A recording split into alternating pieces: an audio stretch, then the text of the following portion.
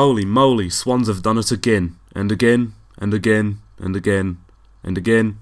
And again, that's how they write these long-ass songs. Usually when a band announce the end of an era for themselves, they follow it up with a new beginning to boot. Something fresh, something exploratory. Swans have a discography spanning decades of loud noise and stepping on fingers, and their evolution has been one to explore how dreary you can make rock, post-punk, drone, folk music, the whole genre shopping cart, though in fairness, drone is kinda supposed to be dreary. I do like Swans, at least when they're not attacking kids at the school picnic, or attacking concert goers for wearing earplugs. They birthed a new era in the 2010s with perhaps one of the most acclaimed series of albums, among those who even know who they are. A Rope to the Sky is a breathtaking ascension from the thundering gothic folk that the hat-wearing homewrecker had been twirling with in the Angels of Light nearly a decade prior. The Seer was blackened, harrowing, and stained the inside of my being like squid ink ravioli. To Be Kind was primal, furious, revolutionary, gargantuan, but still volatile and ready to crumble under its own weight. The Glowing Man was, it was there. I do understand The Glowing Man's merits as a meditative conclusion to the new era of Swans' musical discovery and adventures, mainly by retracing steps the band had made many times prior, and then settling it with very peaceful marches into the ambiguously outlined horizon. But by retracing these steps, it results in an album only a quarter as engaging as the 3 records that came before. But maybe I should have also taken The Glowing Man as a warning for what was to come. Leaving Meaning is certainly the most meditative album from Swans, which makes sense given their new beginning, like the sun rising once again, but meditative was already explored before, so Leaving Meaning nearly feels redundant in concept. Swans may have placed the work in a centrifuge and extracted simply the base components of what would constitute one of their songs, and indeed the result is SWANS-IAN, but familiarly so, to the point where none of these tricks spellbind me with magic anymore. The Hanging Man is a subpar attempt at lulling us into hypnosis, with a fermenting bass line and the constant clang of spatula against cast iron skillet. Meanwhile, Michael Jera continues to monotonously groan and yell like a pastoral ghost that can't be bothered haunting the assigned patch of land because they're working overtime. There is an attempt at tension, but the slow drawl makes it laughable in the end. The most alluring moments come with the more subtly conjured sense of mystery, invoked by the twinkling eye in the title track, Leaving Meaning, a conclusive, except not really, departure of the concept of purpose, right smack dab in the middle of the track listing as if to signal a narrative shift. Jera tries to grasp meaning, but can't. It's not tangible, nor even comprehensible. He can feel it, but not keep it. I can't relate. Up until now I hadn't felt anything. Sunfucker responds to this existential concern by taking us directly into a sun god ritual to evoke those whose purpose in life is defined by the prospect of a higher being. But more importantly, to me anyways, the song is literally called Sunfucker. It does have an immaculate build-up, surging with blinding beams of sunlight and frantically yelping like Sean C when he recognizes a Madlib sample. But come the second half of the song, it completely forgets about the concept of climax, wasting that fully charged energy bar on a damn stroll, calm enough to handle a baby carriage. It's such a missed opportunity that obliviously evades the strengths that Swans have displayed in the past, while emphasizing the characteristics that are guaranteed to bore if they were doubled down on with plain execution, like Jera's long and dreary groans on the desolate folk number Cathedral of Heaven that makes the whir of an overheating laptop sound spicy. Momentum only seems to swing confidently into the comfortably decent final third of the album, and even if What Is This sounds like the closing carol to a Christmas movie, it's nice to hear a little bit of closure, at least before My Phantom Limb reminds you that swans are swans, and Swans albums must end with a question mark, not a full stop. Despite the themes being wrapped up in a nice box with a bow-tied ribbon made from shepherd's foreskin, I'm left with a ton of questions, and very few of them are about the thematic aspect, and more about why this musically didn't register with me very nicely. It's easy to say that I was bored for most of it. In fact, maybe it isn't that difficult. I was bored for most of it. Swans have been wrestling with the metaphysical, and Leaving Meaning attempts to be mildly empathetic, with an exposure of the real humanity that lies behind that usual wall of fire, but seems to lose grasp of the climactic effectiveness of their previous work, and how the more quietly harrowing tracks might be complemented even better as a result. In other words, they attempt to touch the soul with a fairly neglectful musical approach. Mind you, if there's any profound musical figure good at swiftly avoiding the necessary consequences of an irresponsible exchange of intimate ideas, it's certainly Michael Jera, but not this time, mate. Leaving Meaning is an album that seeks answers in the remnants of what they've already created, as if to retrace their steps and lay in fear of the past that is before them. There must be a reason that they're reckoning with the mere bare bones of previous work, as opposed to building new sculptures inspired by them. And come the nearly cacophonic 12-minute chapter mark, The Nub, the concept actually manages to snap into place. Narratively, this album makes sense, but musically it underwhelms as a result of its concept. There is merit to staying rooted to your ground, but Leaving Meaning sounds confused, not questioning. But I suppose that Swans will be sticking to their guns as long as Jera wears that hat. When A Rope to the Sky came out, fans were disappointed that the band seemed to only tread familiar ground, sound instead of progressing onto something alarmingly new. I only started listening to Swans about 3 years ago, so I can't relate, but I do have to wonder if there's any parallels to draw between what I'm feeling as an enthusiast now and what I may feel about leaving Meaning in 2025, which by that point I'll be in bone-shattering debt and Mark Kozelek will have released his 16th album with Ben Boy.